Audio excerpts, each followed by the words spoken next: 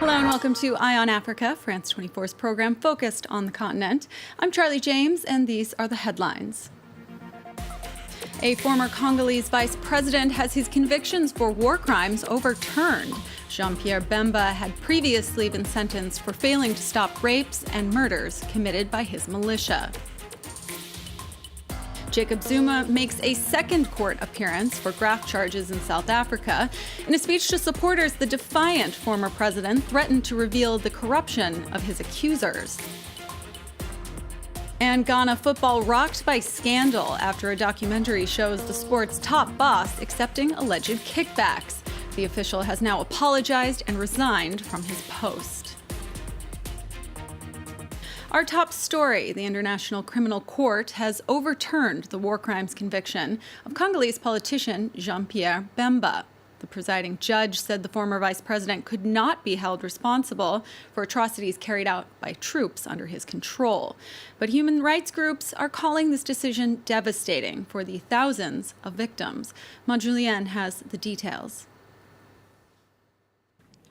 It was the heaviest sentence ever inflicted by the International Criminal Court. Jean-Pierre Bemba, a former Congolese vice president, businessman, and warlord, would have spent 18 years in prison for war crimes and crimes against humanity committed by troops of his movement, the MLC, whom he sent to the neighboring Central African Republic to support the president in 2002. But on Friday, he was acquitted by the court's appeals chamber. The appeals chamber, by majority, reverses the conviction of Mr. Bemba. In relation to the remaining criminal acts, it enters an acquittal because the errors found with respect to necessary and reasonable measures extinguish his responsibility in full. It's a complete and unexpected U-turn in a trial where over 5,000 Central African victims had filed complaints for murder, rape, and looting, committed by troops sent to the country by Mr. Bemba. The appeals judges concluded that he was not responsible for their actions and that he tried to stop them. At the time of the events, he sent a letter to the Central African Prime Minister asking him to take measures to prevent the crimes. And he ordered an inquiry into his movement, the MLC. After his acquittal, there were scenes of euphoria among his supporters in Kinshasa. He's going to resume his normal political life and return to the country. Since there's going to be an election, he will naturally be our candidate. As I've always said, the president Jean-Pierre Bemba was arrested for political reasons. And now, for political reasons, he is about to leave the International Criminal Court to return to his country. Mr. Bemba still stands accused of witness tampering, but the court has asked for his swift release. The International Federation for Human Rights brought the case against Bemba to the ICC. Earlier, we spoke to the group's director of international justice, Corinne Bonneau. What was your reaction to the ICC's decision? We are very sad today, and we think of these more than 5,000 victims who participated in the proceedings against Jean-Pierre Bemba, who testified during these proceedings, and today they're just left alone by the ICC. They have no more hope for justice or for reparation. How do you explain the ICC's appeal court acquittal? The appeal chamber decided that the trial chamber didn't give enough evidence to try him and to sentence him as a superior, that he had taken some measures to prevent or to punish his troops in Central African Republic, and that these measures may prevent him from being convicted.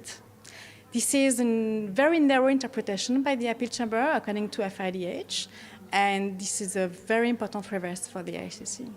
Jean-Pierre Bemba was acquitted today for crimes against humanity and war crimes. He's still being prosecuted for witness tampering, as he was convicted for witness tampering by the ICC.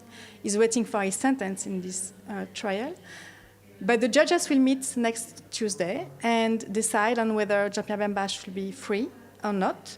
He may not be free on Tuesday, but very soon after, as he already spent 10 years in detention in The Hague. What political future for Jean-Pierre Bemba? Well, Jean-Pierre Bemba will return as a hero to Kinshasa and to DRC, where a lot of people are waiting for him. He may be candidate in the next presidential election.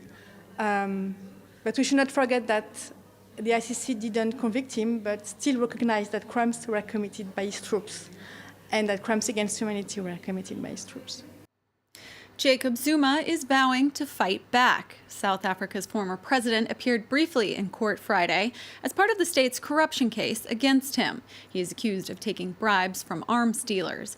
Zuma issued a warning to his opponents and ruling party officials, telling them not to attack him in public. Aisha Ismail and Caroline Dumais sent us this report from outside the High Court in Durban. After making a brief court appearance in the Durban High Court today, Jacob Zuma addressed his supporters outside court, telling them that he was innocent and that the charges against him were politically motivated. Now, the case has been postponed to the 27th of July to allow the former president more time to prepare for his case and to allow him to raise funds for his legal trial. He has not only run out of money, but it would appear from the poor showing here today that he has also run out of friends. Prosecutors, on the other hand, say they have a watertight case against the former president and are ready to proceed with a trial in November this year. Now let's take a look at some other top stories from across the continent. In northern Cameroon, 6 villagers were killed overnight in an attack believed to have been carried out by Nigeria's Boko Haram jihadist group. A local leader said Friday that assailants entered the home of a district chief and then shot them along with 2 other people. They then opened fire on neighbors outside. Another political protest in Mali Friday, this time without the violence that marked previous demonstrations. Thousands of people marched peacefully through Bamako to call for transparent presidential elections next month. Recent unauthorized opposition protests have ended with demonstrators injured in clashes with police and tear gas used to disperse crowds. And in Somalia, 1 U.S. Special Operations Forces soldier was killed Friday and 4 wounded in a gun battle against al-Shabaab militants. This according to U.S. officials. American forces came under small arms and mortar fire while operating alongside Somali troops. The attack happened at a small outpost in Jubaland in a region south of the capital, Mogadishu. Turning now to Ghana, where scandal has hit the sports world.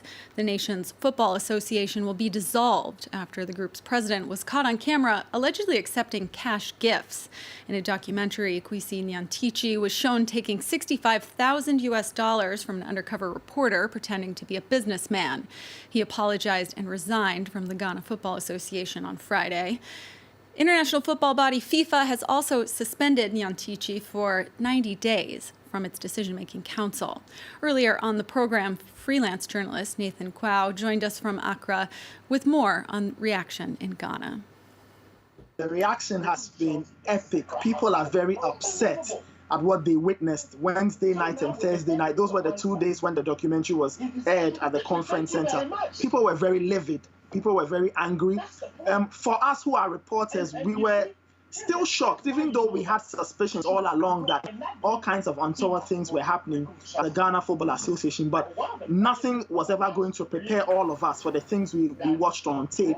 The Ghana Football Association president taking money, saying all kinds of things. And it's not only taking the money, but saying other things in areas like politics, where he gave the impression as though he had easy access to the president, and that if this said businessman wanted to invest in Ghana, he, Kwesi Nyantichi, could arrange a meeting between them and the president, and it will require paying some money to the president, the vice president, and other ministers of state. So essentially, that was what caught the attention of the president. He initially ordered his arrest. That was taken care of by the police. He was released on bail. And now in the last 2 days, we've had FIFA punishing him earlier today, and then he also resigning ultimately after people's reaction and after the situation just getting out there and his image being put in the public and people just not being happy with everything that has happened, especially if you look at how football hasn't really been doing too well in Ghana. When the presidency ordered for his arrest, he was charged with defrauding by false pretenses. Now, the Criminal Investigations Department has they initially invited him for questioning. He was interrogated and then he was given bail. So, which means that he would have to go back and the investigations would happen. As of now, because the presidency has stated that it has plans of dissolving the Football Association, and because it wants to respond to people who were seen on tape, like referees and football officials accepting bribes and all of that, parts of those situations have also been given over to the police, who are refusing to speak because they want to investigate before telling us anything. So that's what's happening. But on the ethical side, Kwesi Nyantakyi has resigned, and there are members of the Football Association who have called for that. Other members have defended him. But as things stand, the Ghana Football Association doesn't have a president. It doesn't have a vice president because the vice president was fired a few weeks ago by Mr. Kwesi Nyantakyi, ironically. So there's a bit of a challenge there. But it's only a matter of time before we find out what the next steps will be. That's all for this edition of Eye on Africa. But do stay with us here on France 24. There's more news coming up.